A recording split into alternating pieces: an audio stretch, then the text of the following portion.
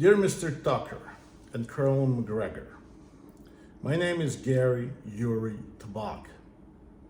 I was born in Moscow. At age 14, my parents immigrated to the United States of America. I became a naval officer. My biggest honor in my life is that I was the first Soviet-born to become a commissioned officer of the United States. That is the biggest honor that American people installed upon me. I've served on active duty for almost 30 years. I am a FAO, Foreign Aerial Officer. And the difference between me and you, Colonel, is that I'm a FAO, Foreign Aerial Officer, and I spent more than 6 months in Ukraine out of a year, and much of it at the front, talking to the soldiers, officers, generals, and I can tell you that you're absolutely wrong in your assessment and your statements. I invite you and Mr. Carlson, who I admire a great deal, to come to Ukraine and see for yourself. Talk to these people. See for yourself what's going on.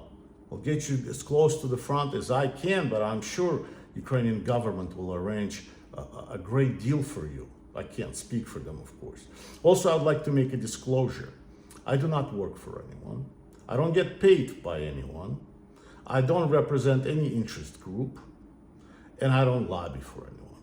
I speak just for myself, and I do this at my own expense and on my own, without anyone's help. So I welcome you to come. I will pay all the expenses, as a matter of fact, if you want. Just come and see and talk to these people. We'll talk to people from the occupied territories, with the refugees, about the violations of the international rules, the violation of a Budapest memorandum. What you're saying is the Ukrainians this war will lead for us with our troops to participate in that way, challenge Russia, a nuclear state. That is not what Ukrainians are asking for.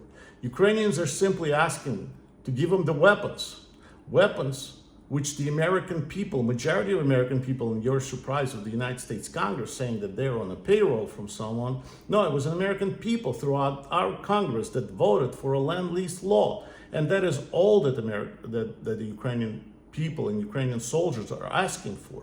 They're asking to give them Ленд Лиза, give them the weapons to fight for us. They're not asking for us to come in and fight for them. All they're asking is give them weapons which they gave away due to the Budapest memorandum, which was executed in 1996 under President Clinton and the ambassador in Budapest at the time, Mr. Blinken, Ambassador Blinken. So that's all they're asking. So your statement and your assessments, your numbers are wrong. They're not correct. Simply not correct. I'm surprised that somebody who went to prestigious VMI, Virginia Military Institute, somebody who graduated from the United States Military Academy, West Point, cannot tell the difference between a Javelin missile and a missile that was on the back of that drug cartel that was pictured in all of the Democratic publications. It's sad that you cannot tell, and you putting it out, that it is a Javelin missile that has been stolen from Ukrainians, you're suggesting, and is now in possession of a drug cartel. Simply not a true statement. Even me, a naval officer, can tell that it is not true. So, the statements, Ukraine is at war. There's a martial law here, but naturally, understandably, that there is a martial law. And because of their martial law, because there's a full-scale war with the front as large as the World War II front, during World War II Soviet-German front, that they would not have. The cities are being wiped out, which is the Russian-speaking cities mostly. church. He's saying that, oppression of the church here, which is also not a true statement, because as we know, it's a historically church and priests and clergy in the Soviet Union were used by the KGB as an informants, as other people, diversionists. So of course it's not over in one day just because Soviet Union collapsed. They're still there. Dictatorship. Well, of course there's a dictatorship. It's a war. During World War II, we had a dictatorship with President Roosevelt. This is all statements that are not accurate, and corruption. Of course, there's a corruption, and there's a look at our country, the corruption that we're having in the White House with our leaders. Definitely there's a corruption. We should help Ukrainians, help ourselves, and help Ukrainians to deal with that corruption. It appears to me it's the same corruption. It's the same people. And I certainly did not appreciate you making kind of fun of that woman man that is a spokesman now for the for territorial defense of Ukraine in English, an American, I don't know, woman, man, the fake breasts. I don't care who they are. As an officer, as a leader, I really don't care. What I cared about it, that it was a medic that saved a lot of lives here out in the front, medic that was wounded in battle. Whether it has breasts or not, or what it has between its legs, or what it wants to have between its legs, is really, really not something I care about.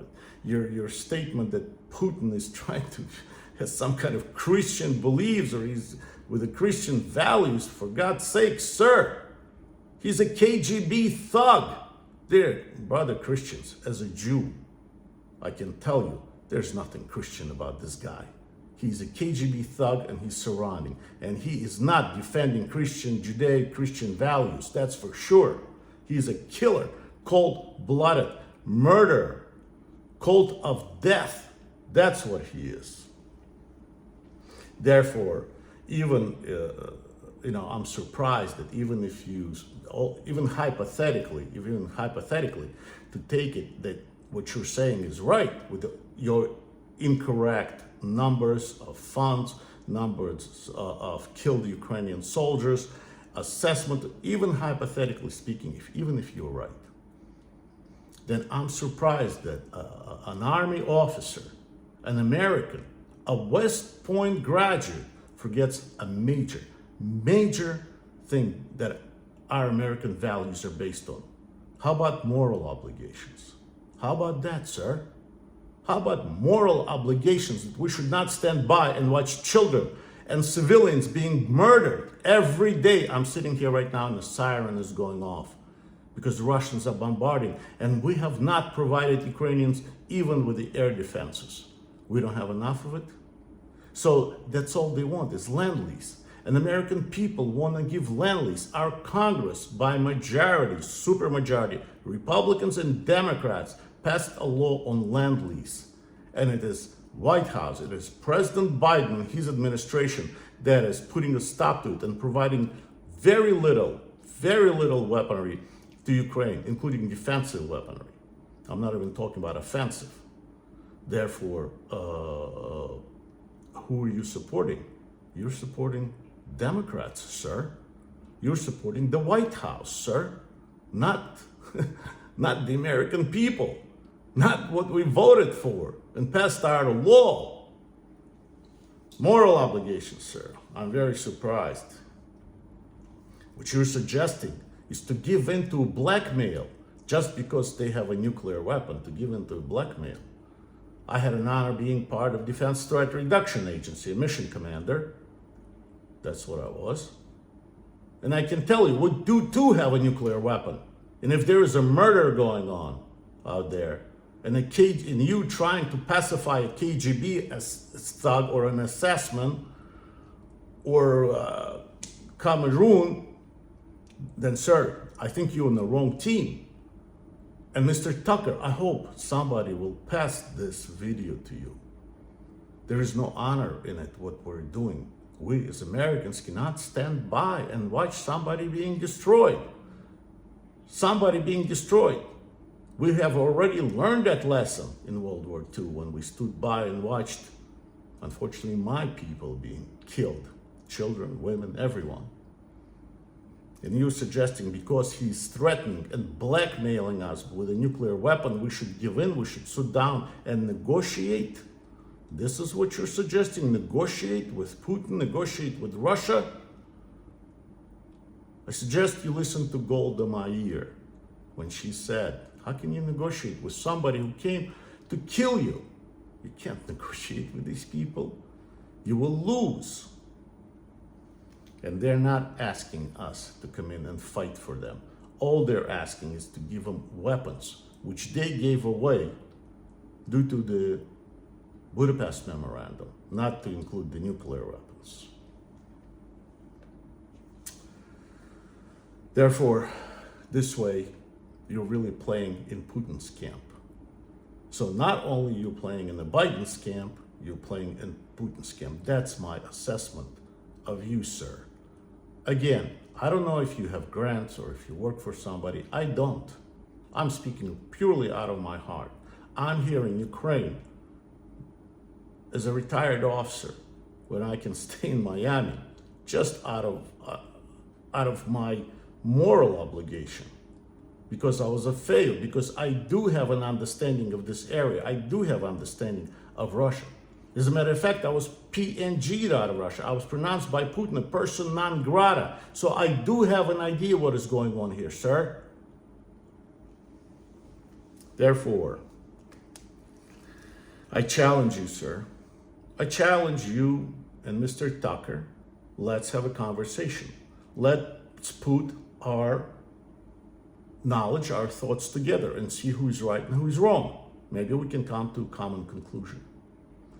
Again, as many officers or so-called officers here, I challenge them the same way when they say things that are not true about the United States, about President Trump, about other things, because I demand satisfaction from them. That's what officers do. I hope you remember that from West Point and the Code of Honor. There's no honor in what you're saying, sir. There is none. Come here. Again, I challenge you, come here. See for yourself before you speak. Talk to the people. Talk to the refugees. Talk to the areas that were bombarded. Talk to the widows and mothers who lost their kids in this war. There is a mass murder going on. We cannot stand by. That's not an American value. That is not what we pledged our allegiance to. Yes, we pledged our allegiance to the Constitution of the United States and the United States. And it is our primary duty to protect the Constitution and our American way of life. But part of it is not to be ignorant and not to stand by and watch innocent people being killed.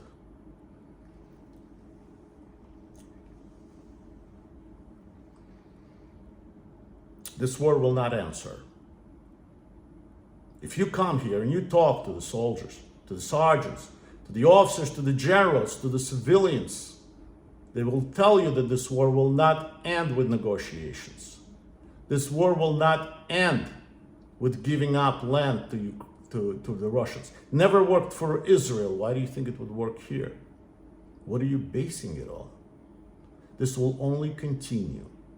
The Ukrainian people that I know of will go into the sewers and they will fight from the sewers. They will go into the mountains and will fight from the mountains. They will go underwater and will fight from the Black Sea. They will live underwater. These people will not give up. They will not become Russians. They will not be serfs to the KGB thugs. And we should support them, because that will eventually come to us. If you don't see that it is already came to the United States, and we're already on the brink of a civil war with ourselves, because there is this infiltration, not maybe armed infiltration, but definitely this infiltration. And unfortunately, you're part of that problem, because you're trying to make a deal with the devil You're trying to make a deal with a scorpion, and you cannot make such a deal. Surely, if you don't remember, sir, if you've been to Hawaii or not, then maybe you're like our President Biden. I've been to Hawaii twice and I remember it very well. Can't forget Hawaii. I'm sorry it happened to us and to the people who live, to the Americans in Hawaii that live there. Hopefully they will recover, but that is not the fault of the Ukrainian people. Therefore, again, Mr. Tucker, with all my admiration and respect to you, I invite you to Ukraine. Colonel McGregor, thank you for your service, but I do too invite you to Ukraine. See it for yourself. I'm not sure if you'll see this video. Something tells me you will not. But I'm open to you. I will take any invitation. I hope you accept my challenge if you see it. I spent most of my time since 2014 in Ukraine and definitely since February 2022, since the full-scale war started. These people will not give up.